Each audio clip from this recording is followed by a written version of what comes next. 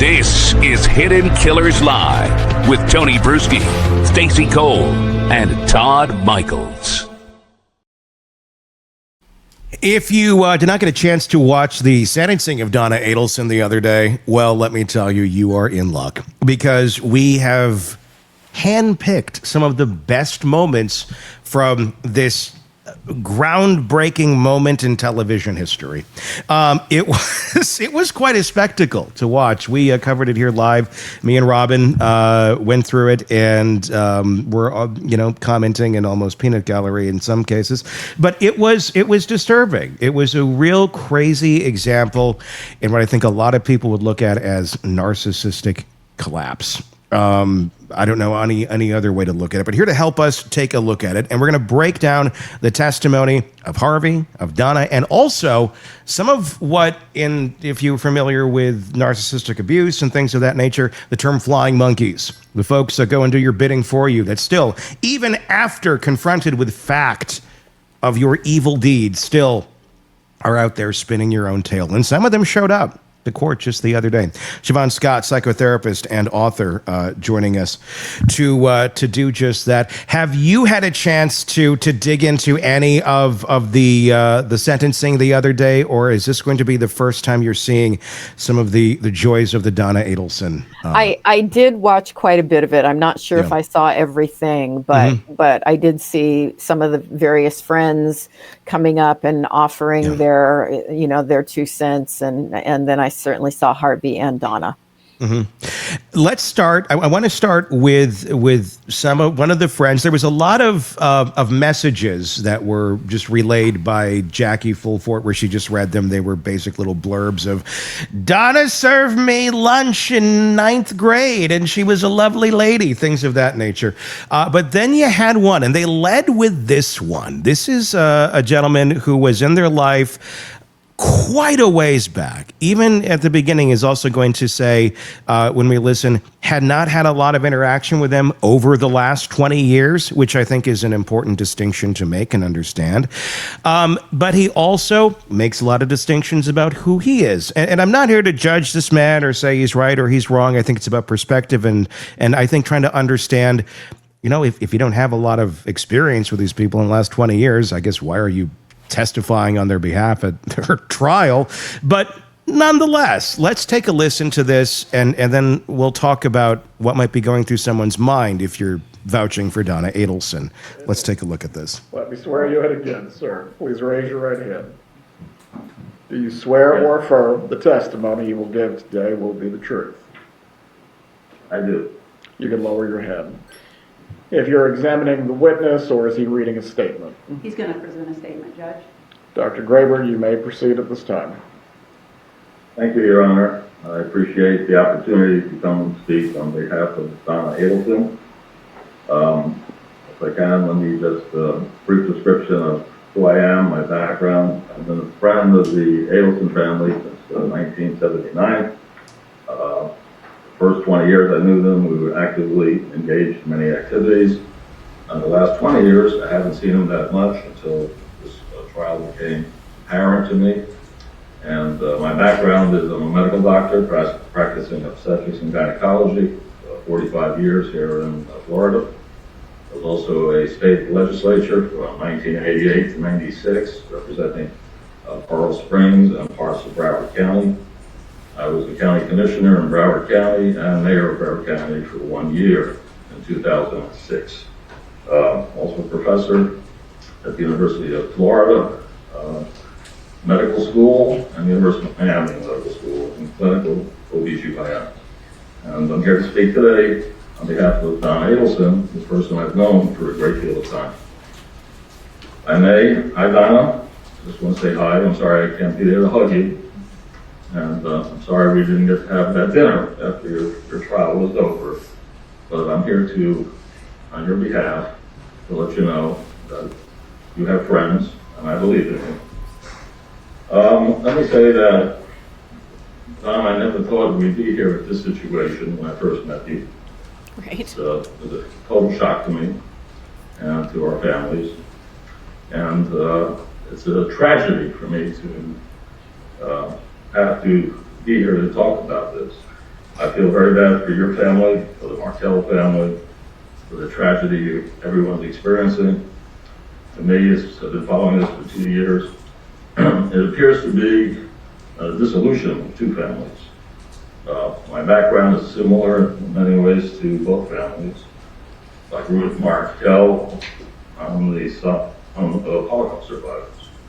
I actually was born in Germany at a displaced persons camp. Came to the United States at the age of 18 months. So like the boys, Lincoln and Benjamin, I don't have a lot of recollection from the first beginnings of my time in the United States, but they don't have the recollection of their father, which is very sad to me. But they do have families, and I had family. And we have to learn a great deal from our tragedies as we come back into life. My distress is not just for Donna and the Adelsons, but for the Markels as well, and especially for 3 generations of each family, which I see in tragic downward swing. And yet, I did meet Lincoln and Benjamin at the bar mitzvah last year, and I got to meet those 2 boys, wonderful boys. Unfortunately, I never got to meet Dan Markel, but I have read many of his articles. Very impressive, very brilliant, very talented man who made some very good points about the law and about compassion in the law, which he felt could be improved.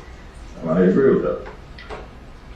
So part of what I'd like to say today is basically that I do believe that Donna is a victim of not just circumstance, but has been actively exploited by parties involved in this case. I believe she was exploited by her son.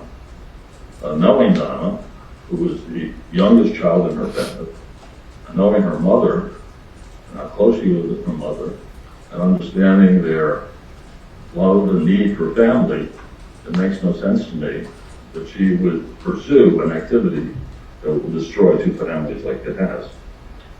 However, having known her son and some of his issues, I believe Donna, in her own naive way, trying to be a loving mother, is subdued by guilt, by silence, by denial, and perhaps even active exploitation, and used for activities she had no part of.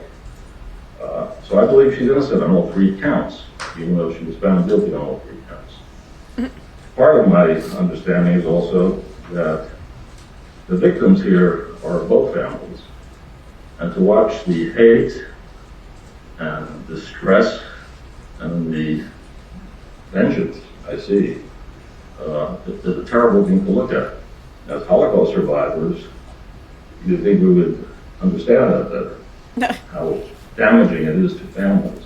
You'd think. I would have to say, my background, I grew up in the Bronx, went to the public school system. I actually was at Queens College when Donna was there, but I didn't know her. She graduated a year after I did. My wife, Sandy, graduated from Queens College as well. And in Coral Springs, we met up after being there a while, new young families, professionals trying to build a life, having children, building a community, which we did. So to see this situation occur, to me, is devastating in many aspects. As a legislator, I can tell you that we see things in law. Even though I'm a doctor and I was chairman of healthcare, I was a Democrat, majority leader, and I sat on Judiciary Committee for 2 years, and understand the laws. Even wrote some of the sentencing guidelines and participated in passing them at that time.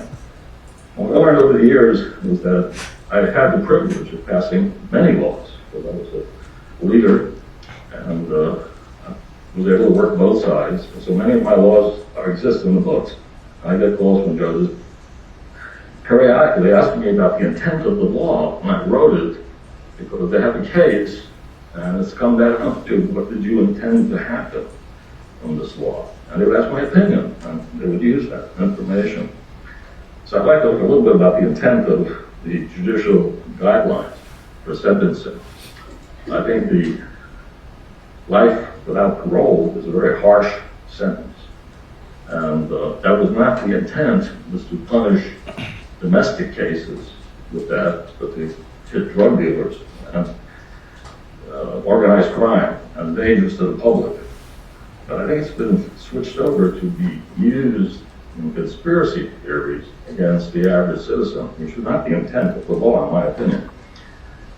Second of all, I think that it's unfortunate that this case has gone into so many new victims. And we've already, you have 4 victims who have been found guilty of murder. 2 have committed the murder, maybe 1. The other are conspiracy theories.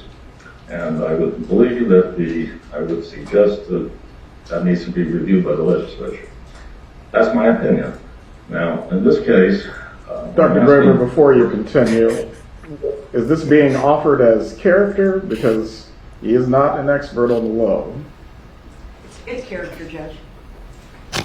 Very well. Thank you, Tom. You may continue, Doctor.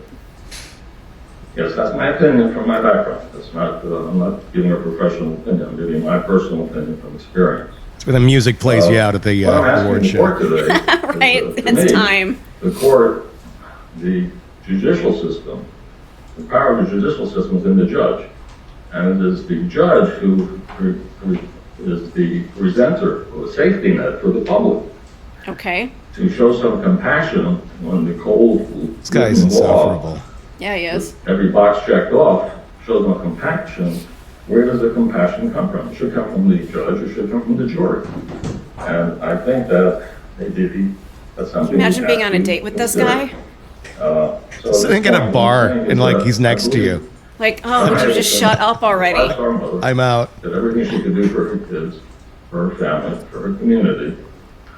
She has no bad intentions. She's not a leader. She's a baby in her family. She's always been the follower.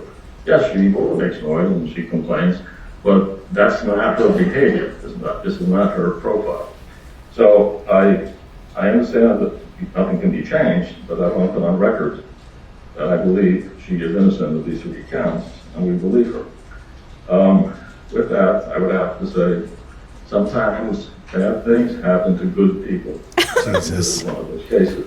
Bad things happen to good people. For the families, I would ask, beg them, think about the 2 boys. Dad's not here, but a piece of him was here, and those 2 boys. And their future, they're both teenagers now, their future depends a lot on what's going on here, and how they're going to be perceived in the future, and how they will interpret the future based on this. So I think it's time for some compassion, some understanding, some forgiving. Perhaps it's time to take a step back and let everyone heal from this process. With that, I say to you, Donna, Samuel and I love you, we support you and the family, and we hope for you the best. God bless you. And Your Honor, thank you for letting me speak. There you go. Wow. So that was the doctor, one of their friends from a long time ago, I guess, speaking on their behalf. There was a lot to unpack there. Shavaun, what the hell did we just see? I just kept thinking mansplaining. Yes. Yeah. I mean, this guy likes to hear himself talk, doesn't he? He said as much about himself as he said about Donna. But yeah, good term would be flying monkey, somebody that's bought into the story and has an emotional investment in trying to save her and do her bidding. So if I would have been wanting to edit that speech, that was unfortunate. Yeah. It felt like he was just kind of like riffing and didn't really know what he was going to say to a certain, or like he had kind of an outline, but then it's like, I'm going to go everywhere. I'm going to grab this. I'm going to grab that. I'm going to pull this in. I guess the question would be, if you haven't been that close to these people in 20 some years and your memories of her children are like children, little kids, and to be able to make these assumptions of she's exploited by her son and somehow downplaying the death of her grandkid's father because he lost his father too. There was some of that going on in there too, I believe, where it was like, I've been through tough times too, and they can get through. I mean, I'm paraphrasing, but what the fuck was that?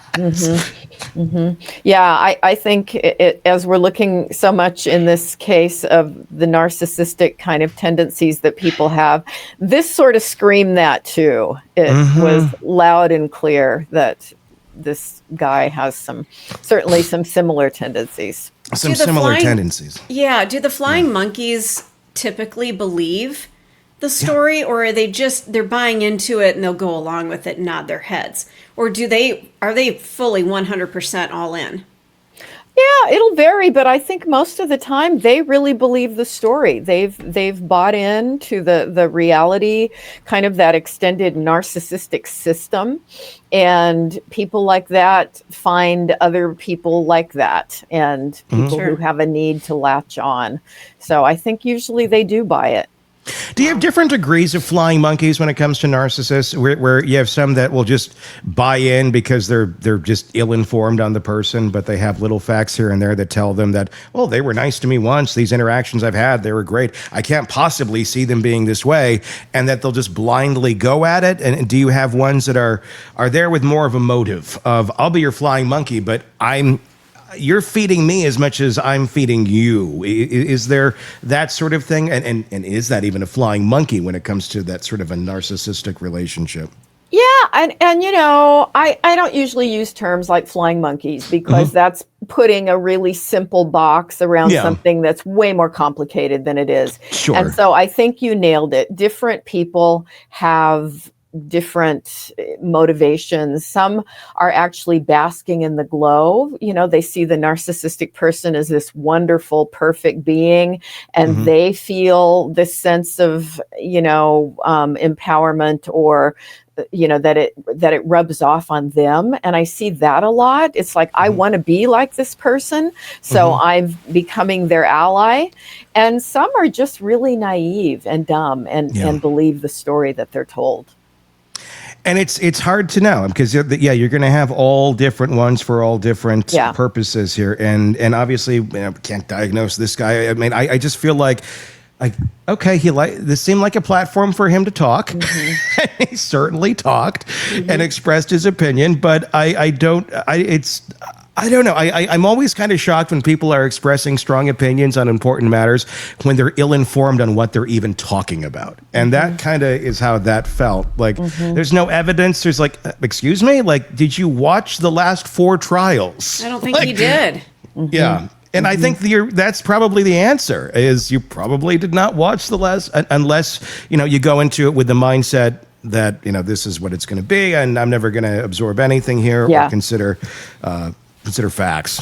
Looking at it as it's all, look at these people who are just out to get this poor woman, my good friend that I haven't seen in 20 years. So not absorbing it. And that's the other part that just got my attention. So you're a close friend of hers, but you haven't seen her in 20 years. How does that work? How does that work? Well, that's the trend with a lot of narcissists, though, too, is it not? I mean, it's kind of a cycle of friendships that are gone through, and some ending with bridges being set ablaze, others just off into the night. I wonder what happened to that person. And I'm kind of feeling like this might be more one of those, I wonder what happened to that person type relationships. Until you see them in the national headlines and go, I should probably reach out and see what's going on. I wonder if I can speak at their sentencing. Right? Right. It's the first thing that runs through my mind when I see an old friend in the headlines. Like, could this be a platform? I could talk about how I was a legislator in the 1990s.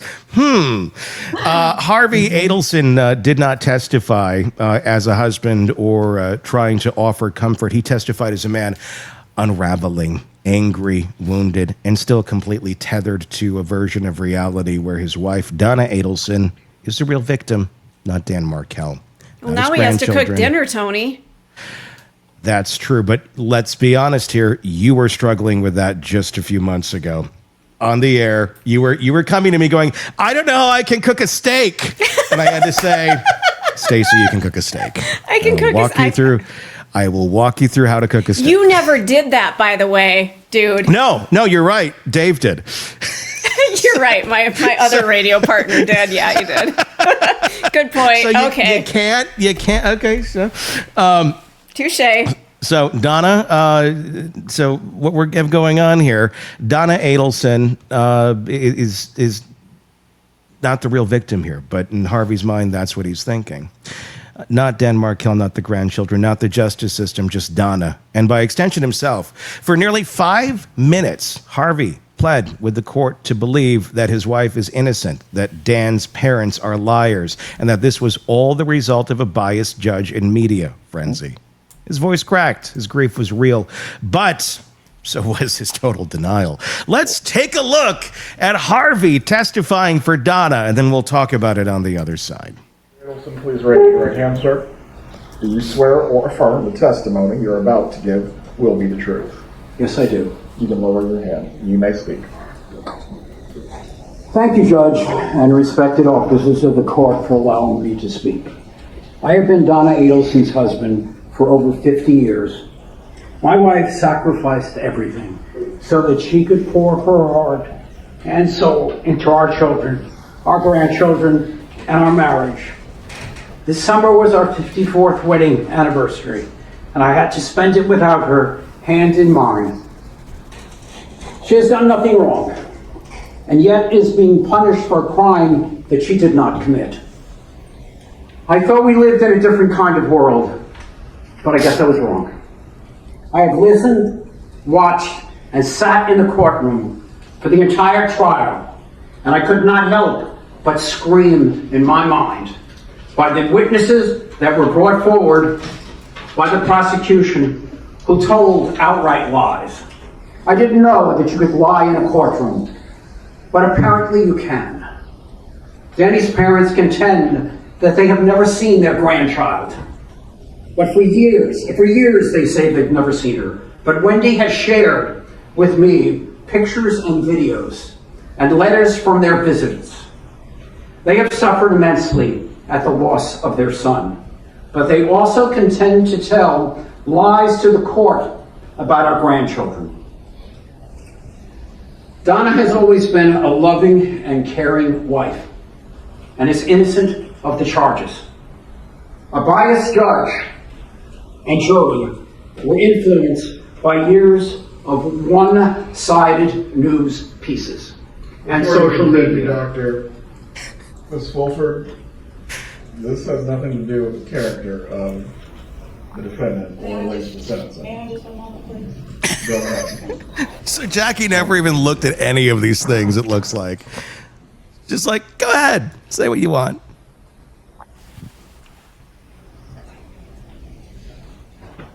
So they spent some time, and it was longer than this, going through it. Donna did not participate in the heinous acts that she was convicted of doing. You are sending an innocent woman to prison. You have taken my wife, and you have taken my life as well. And for what? This is not justice. It is vengeance, and it is wrong.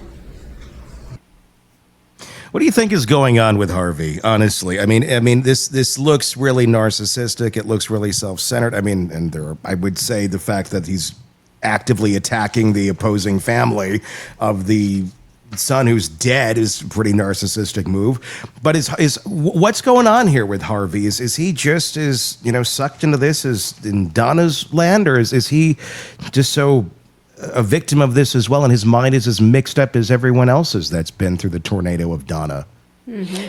Yeah, I think this is an example of not just, we've talked about Donna with her apparent narcissistic tendencies.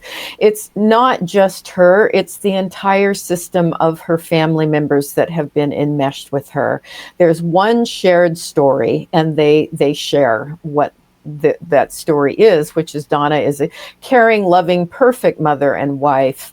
And as the narcissist has the defenses of denying their flaws, seeking admiration, and when something goes wrong, they blame other people.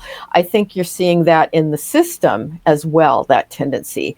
And does he really believe what he's saying? He probably really believes it, because that's the way this kind of stuff works. It distorts reality and distorts perception. And it's like the evidence be damned. They just don't see it. He's 81 years old. He's now newly single. Well, I mean, he's still married technically, but Donna's never coming out. Right. What do you see for the future of Harvey for someone like this? I mean, when you're met with something like this, and this is not a normal situation. It's not normal where suddenly your partner is gone, but they're alive and they're in prison for conspiracy to commit murder. Around this age, you have partners who die, but this is not that. This is very different. This is going to be one he's going to have to try and wrap his mind around even more. Do you think he's going to be able to do that, or is this kind of one of those things where this is his conviction for the rest of his life? The story will probably never change, and he will continue to be angry about it. But will he be able at 81 to move on in some way and rebuild himself after this? That's really questionable. How many more years does he have? I think every day after 80 is kind of a gift. Many of us are not going to make it that far. So does he have much time in the future with all of this? I can't say. Well, and especially with all of this stress, an 81-year-old in general doesn't have a whole lot of time left. No. But then you throw on this massive amount of stress. I imagine it's taking its toll on every single member of this family. Very much. But then you look at wasn't during this one, but during the trial itself when she was found guilty, the amount of women behind him wearing, fashion circa 1989 Daytons with large brooches, and there's a lot of love in the villages, and there's a lot of ladies that I don't think are necessarily, partnered up right now because their Harveys have gone on to the great beyond. Yeah. This is an available Harvey. Does this look like somebody you'd want to have your grandmother dating, though? One of Jeff Dunham's characters? I think that might be a little awkward. Yeah. Like, hey, look who I brought home. This is grandma's Walter. new boyfriend, Harvey. Yeah. The women are swooping in with casseroles, a different casserole every night for helping him out, undoubtedly. But one of my dear friends is a gentleman who's 86, and for his 80th birthday, he threw himself his own funeral because he wanted to hear what people were going to say about him, and people flew from all over the country to come to this big party funeral. And guess what? He's now 86, and so he's going to have to do it again if he makes it to 90. And he's got a girlfriend, and they have an active sex life still at 86. So it's hard to say, but he didn't think he'd live that long. So get it, boy. Yeah. There might still be some fuel in old Harvey yet. There might be. There might be. Didn't they do that? Forgive me here if you're not Gen X or older, but didn't they do that on Little House on the Prairie? Didn't Charles help somebody throw their own funeral while they were still alive? That was the Golden Girls. No? Yeah, well, I do know what happened in the Golden Well, maybe Girls. it happened on, maybe it did there as well, but I'm pretty sure that was a Little House on the Prairie, but I digress. It was a very special crossover episode where the Golden Girls met Little House on the Prairie. Granted, it was completely different time periods, but they did cross over, and yeah. Speaking of which, I saw a crossover of Love Boat yesterday, so yeah, it was Laverne and Shirley in Love Boat, so it was a whole thing. Wow. I didn't know that it existed. Wow. Wow. With a very special appearance by Harvey Adelson. There you go. Coming up next. We are talking about the case of Donna Adelson, the tragedy that is the murder of Dan Markel, and the sentencing now of the matriarch in all of this. Donna Adelson herself, with Shavaun Scott, psychotherapist and author. We're now going to jump more over to Donna herself, because Donna didn't walk into her sentencing with remorse. She walked into it with a script, a shaky, erratic, emotionally splintered script, and a plea to recast herself as the second victim in the murder of Dan Markel. Yes, she went there. She tried to do it. She swore on her life. She cried over her grandson. She declared herself the innocent woman without a parking ticket, convinced that she had nothing to hide. And there was nothing but hatred and lies that were all piling up that created this. We may pause a little bit as we go through watching Donna Adelson's court performance, but let's begin. This is Donna in court the other day, having her voice heard. Okay. Is this loud enough, Judge? I can hear you. Thank you for letting me speak. My son-in-law, Dan Markell, was a fine and decent man. He was well educated and passionate about his career. He was a good son-in-law, but more importantly, he was a caring and loving father. On July 18th, 2014, his car was followed, leaving his home.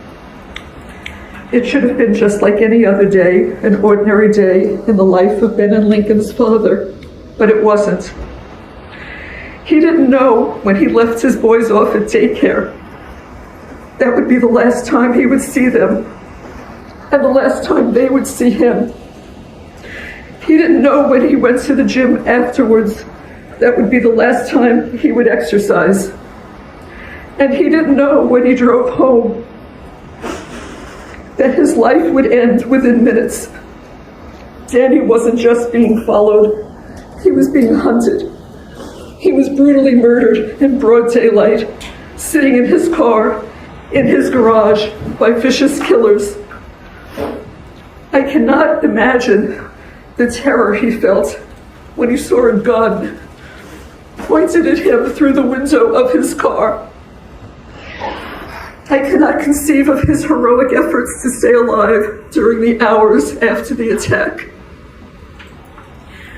Danny died in the early morning hours of July 19th. His death is a loss to his children, his parents, his sister, all of us in his family, his friends, his colleagues in the legal community, and to his students at FSU Law School. Danny's boys each have a photo of themselves with their Abba, their dad, beside their beds. They grew up kissing the framed photo and saying, "Good night, Abba, I love you." The pictures and memories are all they have because cruel, cold-hearted people took him from all of us who loved him. My heart was broken when Danny died. My grandsons were going to grow up without the father who loved them. I wondered, how could we help these boys through this trauma? It was then that my husband and I knew that the best way to honor Danny's memory would be to share with these children an abundance of love, the love that Danny would have given them if he were alive. Let's pause for a second of this bullshit show. Yeah, thank you. Good grief. I mean, this is a woman who's joking about dressing the kids up as Hitler Youth to torture Danny. I mean, what are we witnessing here? Sure feels performative, doesn't it? I don't know that anybody would buy this. And I think she's been thinking about what is going to score her points here. And she came up with, well, let me mimic what looks like empathy. I'm gonna do an acting job here about what empathy would look like. But yeah, when you know the whole story, you know everything that she said about him over the years, it doesn't jive. No, it doesn't. And she was incredibly cruel to him behind the scenes, behind the curtain. And to come out here now and just, oh, Danny, Danny was a wonderful man. Get screwed, lady. I mean, really. I mean, what is going through someone's mind like this, like through Donna's as she's delivering this sort of thing? Is it part of the narcissism that prohibits her from being aware of her surroundings and aware of the audience, that all these people are aware of the horrible things that are on the record? Her own attorney in this actual hearing even admitted to time and time again, which I found kind of odd. Like, why do you keep bringing this up, Jackie? Of the horrible things that she had said in those letters and those angry emails and such.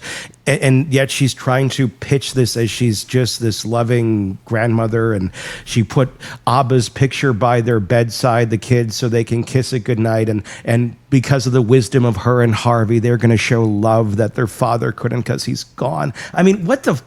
It's vile, but clearly she doesn't seem to think that what's coming out of her mouth is that disgusting. No, that's the perceptual distortion of people with personality disorders. They see the world in a very unrealistic way, and they don't understand that other people see things differently. The other thing that pops into my head whenever I see a lot of footage of her is, we see we'll say narcissistic traits and qualities. We also see a lot of histrionic qualities, and that's the tendency to do big emotions in a very shallow way and in a manipulative, self-serving way. And that's the other quality. Those are in the cluster B family of personality disorders, so they overlap a lot. But this intense drama, this acting, and there's always a reason for it that's self-serving. Is that the whole, is a mic okay, Judge? And then all of a sudden, and Danny, oh, Danny, boy. And the, like the vibrato in the voice. 100%. That's histrionic stuff.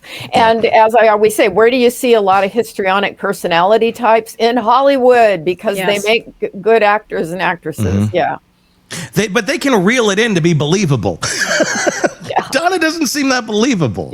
That's the problem with someone like Donna is they think, and the ones that are good that think they're good, well then that makes a perfect actor, doesn't it? Because they're able to do it all and pull it off. But then you have so many of ones that are not good that just live amongst us that end up getting sympathy and empathy. Why do we as a society fall for these people when they're out there? Because obviously Donna's 70-something. She's pulled this act off most of her life to some degree of success without being imprisoned for it yet. It's finally led her there because her actions took her there. But she's been able to do this, and enough people, clearly even some that came out the other day that hadn't seen her forever, still buying the act that she's this wonderful, great person. Is that the sad part of the goodness of people, that we're trying to see the goodness in people and we fall for the bullshit? I think that's a really, really insightful comment. People who are not manipulative, liars, performative, don't assume that other people are. They believe what they're told, and that's not a character flaw on their part. They just assume that because they don't manipulate, that other people don't manipulate. And so I think it's a bit naive, and the older we get, we learn more, that you can't believe everything you hear. But for many people, when they just, particularly if they only know the person superficially, they go along with the story because, that's the kind of person that they are. And we always tend to think about things through our own prisms. And if we have this idea that, okay, like on a level of 1 to 10, how much am I capable of manipulating someone? Like, here's 10, here's 1, and you kind of have your range of like, if I really needed to, I could go, my 10 is here. But the thing is, not everybody's 10 is there. Sometimes that 10 is like, rip the knob off. Your thing doesn't even go anywhere near it. Their 10 is like a 5,000 compared to what your 10 is. But we're always still thinking, and like on that scale of 1 to 10, what is it for you? What's your pain? And it's sometimes, I think, unfathomable to us that there's other human beings out there that their 10s are that far out, that far beyond the comprehension of what we would even contemplate going to. 100%. And I think all human qualities, you can say they're on a continuum. And that's what makes personality analysis so interesting, is looking at the different qualities and how much does this person have that one. And when we get into the personality disorders, they're off the norm chart. That's what makes them so special.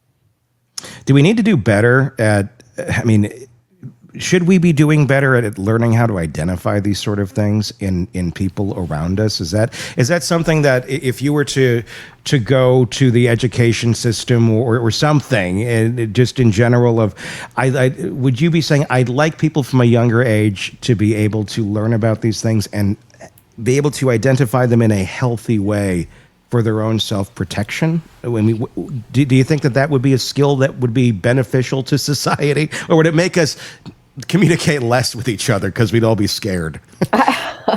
That is the driving force behind so much of my writing and why I write the books I write, because, if I had known then what I know now, I would have made very different life choices. I have a dear friend who many years ago decided she wanted to be a therapist. So she went and got her master's degree and did her internship. I was actually her supervisor. And she was really good at it, but she ended up saying, this is way too much stress for the amount of money I earn. I'm going to go back to my other career. And she said, but I don't regret getting the degree because now I know the people to avoid and the men I don't want to date. And I said, then it's worth it. It's worth it. Hard way to get the lessons. But I think we need to educate more about it. What makes a person become like Donna and Harvey? What I mean, are they born this way? Or is this something that just develops over time? I believe it's eating tacos from Jack in the Box at a young age. No, I did a lot of that. I did a lot of that. Careful, Tony. You're Shavaun, calling me clearly out. your question. You're calling me out. Yeah, there's a lot of really good new research on personality and looking at the personality disorders. And there is a lot more genetics involved in it than what we used to think. We used to think, going back 40, even 30 years ago, that all personality people were basically born a blob of clay and they were molded by their environment, and that's what made them what they are. In truth, looking particularly at identical twins who were separated at birth and adopted by very different families, you find really similar personalities. And it's absolutely fascinating. If anybody want to look it up, that you can look up Minnesota twin studies and personality, and there's just some amazing stories about the similar ways people developed. So, and there's a lot of other DNA research as well. I'm trying to remember the book. I can't remember the book, but I've got a really good book on my coffee table about the power of DNA and what we know now that we didn't used to know. So I think it's always a combination of we're born with certain tendencies, and then the environment can reinforce it or tamp it down. And so I would guess that Donna was raised in a home where there was a lot of these kind of narcissistic histrionic behaviors going on. And kids, who may be born with those tendencies, you can teach them not to go there, and you can modify that. But I think you can say for all of us, we're a combination of the weird combination of DNA that we got from our family lineage. And that doesn't mean we come out exactly like mom and dad, because it's all the way the genes interact and then the way that we were raised. And if we know psychopathy, the tendency to be a psychopath, is very loaded for genetics. But if you catch that early with a kid, you can teach them not to give in to maybe what those worst impulses are. And you can tease that out of yourself. You can change your future. If you are genetically predisposed to become a narcissist, you can identify that in yourself and do something about it, correct? Yes. I think the key is, are people with certain tendencies motivated for personal growth? And sometimes they're not. But there are a lot of tendencies. I've got a lot of OCD tendencies. My dad had OCD, and I have to work with myself. It doesn't really come out in behaviors, but it can come out in an obsessive thinking style. I learned that early on in therapy. That's something I've modified over the years, and I can let a lot of that go. And it all depends on how motivated a person is. And that's the biggest thing. They have to be motivated, and they have to not be sitting there going, well, that's how I am. I'm happy with who I am. And the thing is, a lot of folks with those personality styles, it's worked for them. Yeah. And so going the other way doesn't seem to make a lot of sense, even if it would be beneficial in the long run. And I mean, but that's why Psychonex, new Psychonex, just one spray to each nostril will cure the psychopath in you. Even if it's genetic, it removes it. Wouldn't it be great if there was something like that? It would be amazing. Don't take Psychonex if you're allergic to Psychonex, by the way. Just so you know. That's my, it's actually my Mucinex. Could cause erections for longer than 4 hours. That shit's a bitch. I'm kidding. Let's continue on with more of watching Donna, rattle through her last moments above water. It's interesting how the state can't make up its mind about who is what they call the, quote, mastermind behind this murder. In both of Catherine Magbanaw's trials, the state claimed she was the mastermind behind Danny's murder. In my son Charlie Adelson's trial, they claimed he was the mastermind. And now in my trial, they claimed that this grandma, was the mastermind behind the murder. I had no idea that other people planned to cut Danny's life short. And the people who did this are exactly where they deserve to be. But I had no knowledge that this horrible, evil act was going to take place. If I had become aware of this plan before Danny was murdered, I would have stopped it. With not one iota of actual evidence, the state convinced a Tallahassee jury that I solicited and conspired with other people to have Danny killed. Where is the evidence prior to the murder? The evidence beyond a reasonable doubt that the state needed to prove their case. Where is the evidence before July 18th, 2014 at 10:50 in the morning? Before you continue, Mrs. Adelson, as it relates to this statement, is the defense trying to re-argue the trial? Yeah. No, Judge, just giving Mrs. Adelson an opportunity to be heard. Mrs. Adelson, you certainly can continue. However, the court can take into consideration the utter lack of remorse that you are displaying. Not what you want the judge to say to you. Desire to do so. Where is the evidence before July 18th, 2014 at 10:50 a.m. Nothing that outlasts revealed the that Donna. I had any involvement in this vile and horrific act? Where is the solicitation and conspiracy evidence? The state needed to show that there was evidence before the murder to convict me. The state couldn't show that because there wasn't any evidence. They were trying an innocent person. It makes you wonder if the jurors were sleeping when the state had Sergeant Corbett on the stand for hours. Their own star witness testified that my phone was never, I repeat, never at my son's house on the night of the murder. The state's theory that my husband and I dropped off money to my son was blown out of the water by their own witness. And yet, the state continued to push that story, that lie of the so-called money drop to the jury through the remainder of the trial. And the jury bought into it, hook, line, and sinker. Reasonable doubt. Many months ago, my attorneys filed a motion for a change of venue.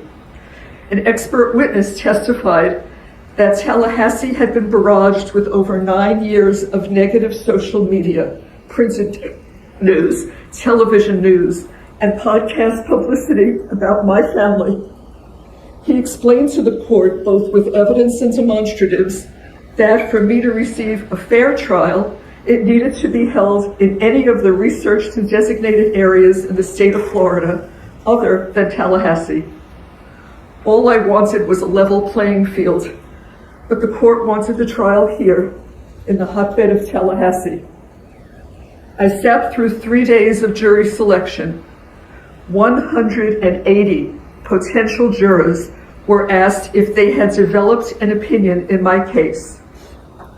Those that answered yes also added, I believe she is guilty. Not one person, not one, said, I think she may be innocent. That should have been a clue to the court to grant our motion for a change of venue. But the court denied the motion. One of my jurors admitted during jury selection that she had background information concerning what one of the state's witnesses would be testifying about. Why was she allowed to be on my jury? What moment? Another juror. Mrs. Fulford, Oh, I didn't hear you. Mr. Zellman, again, this has nothing to do with elocution of any sort. This is a raising of grievances, which are properly given to the appellate court. Festivus. What does any right. of this have to do with sentencing? Just one moment, please.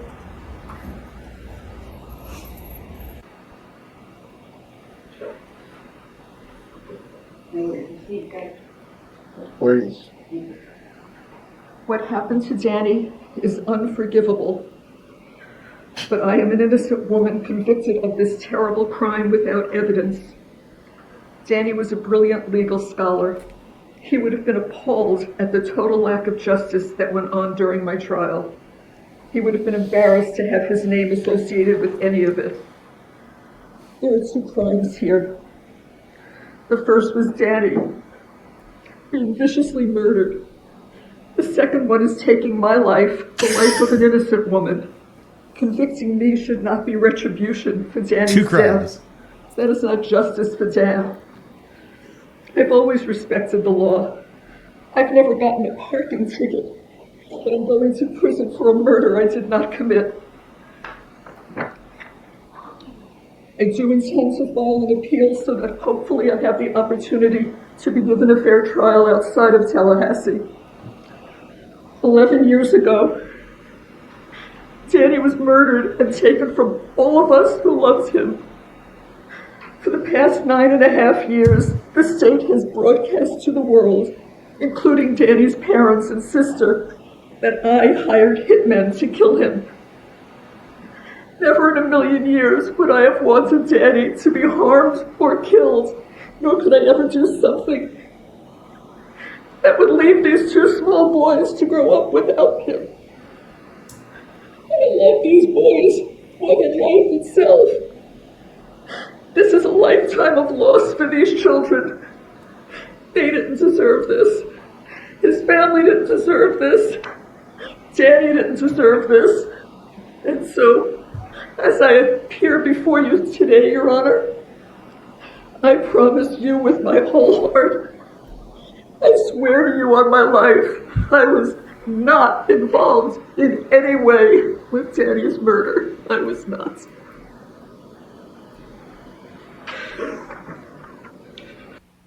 And Okay, thanks then. for playing, Donna. And scene. Shavaun, what the hell was that? She sure alternates between frail and angry pretty quickly, doesn't she? And why do you think insulting the judge and jury is going to bring mercy at this point? A lot of speculation is about her crying with no tears. And, I always, with body language and those kind of things, I hesitate to make rules because we're all different. And some people cry in a more contained way. But the crying doesn't look genuine. Again, the whole thing has a performative feel. And this is if we want to say narcissistic collapse, people go into, when they're humiliated, they can go into emotional dysregulation where they get really angry. Sometimes they get very depressed, and that's what it looks like. She's pissed off. It felt like she was grasping for all, like a kid, that emotional dysregulation where it's just like, I'm just going to grasp at anything and everything and throw it out here and see what sticks. That really kind of felt like where she was going with this. It didn't make a lot of sense. It didn't benefit her in any way, shape, or form. It was performative so she could say her part to an audience that doesn't care, that she thinks gives a shit. And they don't, because there's nobody there.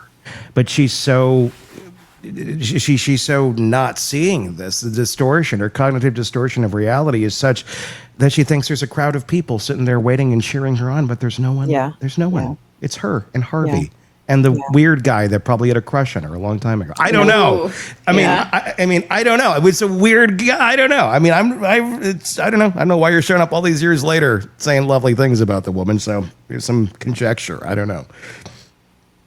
But it's a weird one to grasp onto, how she can go from the highs to the lows, and at the end accept no responsibility at all, even for the things that were proven, even for the things that her attorney, even like I was saying, was bringing up, going, she did this. It's like that doesn't even matter. She just glosses over that as if it means nothing. Yeah. I mean, why is that? I mean, why is? I mean, I get when you're on your tirade. Is she not seeing that in that moment in time, or does it just not matter? I think she doesn't see it, and it just doesn't matter. Even if there are those little moments where the denial is, breaking through, but it just really shows her perceptual distortions. And yes, she thinks there's an audience out there watching this and applauding, and that lack of awareness that people are looking at her as the perpetrator and a very despicable person at this point. How do you think Donna's going to fare in prison? Well, she knows how to wield charm, and she's highly manipulative. She can also play frail grandma and try to garner sympathy. So I think she'll do better in prison than probably what most of us would do. She's got those manipulative skills. She's going to make a lot. She already has made a lot of people think, oh, she's not going to do well there. She's just this old frail woman, and it's not. I don't know. I think I'm not buying it. The way that once she was done speaking and there was nothing more to say, there were no more tears from her. When the judge let her have it, when the judge laid down the sentence, she just sat there defiant with her smirk. I think that said a lot. I mean, what did you glean out of that? That she wasn't sitting there bawling her eyes out or acting manipulative or doing anything. The performance was over when the judge finally gave the actual sentence. She just stood there stoic, which was, I mean, again, if you're really overwhelmed with emotion, one would think you'd still be overwhelmed with emotion, not suddenly, let's flip the switch. Yeah, it's that switch flipping that makes it look so suspect. I agree completely. It's she vacillated all over the place during this speech, and I think the anger for me was the real emotion, the frailty, the look how fragile I am, I'm grandma. That was really the manipulative part, but the anger was what's really underneath that. Do you think she's just going to be this prison monster? Do you think she's going to be like the lead bitch in prison with that anger? I could see it, because she's really a manipulator. Yeah. My guess is she'll first try to come off as I'm this kindly old woman who's been persecuted, and see what kind of points she can score with that. But yeah, you wouldn't want to cross her, really. You wouldn't, because she's sneaky in that way. What would you say to the Markel kids? And I'll call them the Markel kids because they're the Markel kids. Have been renamed the Adelsons. If they're watching this at some point, trying to put their life together and figuring out their history, and this is a little documented section of it, and like, well, wonder what people thought of this moment in Grandma's life. What would your message be to them if they're watching this a few years older as young adults? Boy, this is going to be one that will take a lifetime to unpack, and there's just not going to be an easy way through it for them. That's where my empathy goes, is for them, of course, for Dan, but also for these kids. It's going to take a lot of work with what story was real. What were the good things that I got from my grandparents, and what is all this other stuff, and how will they integrate that? Who knows? But it's gonna be a lifelong process for them. That's a hard thing when you have good things and good pieces, and then you find out bad information. Or good information that's bad about people that you thought were good. Exactly. I guess that's the way I want to say it. To square all that up, because there probably are a lot of happy memories of grandma and things then together, but then to find out that person played a major role in destroying a huge part of your life and taking something from you in such an unimaginable way, that how do you square that up? Is it okay to still, I mean, there's no right or wrong to any of this, but that I think would be a hard one to square, the still feeling that conflictingness of, well, there was goodness here, but there's all this evil over here. So what does that mean? I mean, how do you begin to wrap your mind around something like that? It's super hard. And my guess is that when she was with those kids, she doted on them. She probably spoiled them. She adored them in her histrionic way. And it would not surprise me if they will never be able to accept reality. They'll never be able to accept the other side of the story. I don't know that. But that would also be one outcome that I could see happening. And the other way, how do you integrate the reality with the grandma that you knew and loved, that you felt loved you? That's a hard one. And I guess, healthy is how you define it for that individual. Healthy is not what I make it or you make it. It's how that person's going through their life. What is the healthy route there? If you were to just believe the bullshit, but it's not going to affect any other aspect of your life, you have your own identity, your own, everything out here is over here that just happens to be part of your past, but you'd rather believe that Santa Claus exists because it's easier and it feels more fun than not, essentially. Is that okay to do? Or is dealing with reality on reality's terms always going to be the healthiest outcome for anybody, or is that very much an individual thing?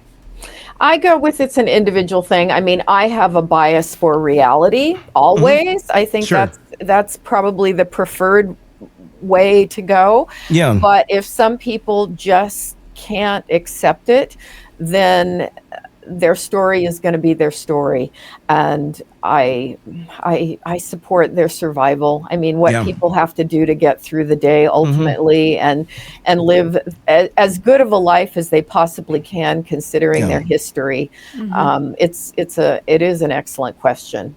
I like that. You support their survival. That's a good way of looking at it for folks who've had to endure things like that. Yeah, because it is such an individual thing, and it's not about, All right, Shavaun Scott, as always, thank you so much. Your book, Nightbird, this is the memoir that's out now in the minds of mass killers. Check them out wherever books are sold. Go search and enjoy. That's going to wrap up the episode. For Todd, for Stacy, for Shavaun, I'm Tony Brueski. We'll talk again real soon. Want more on this case and others? Then press subscribe now and don't miss a moment of true crime coverage from Tony Brueski and the Hidden Killers podcast.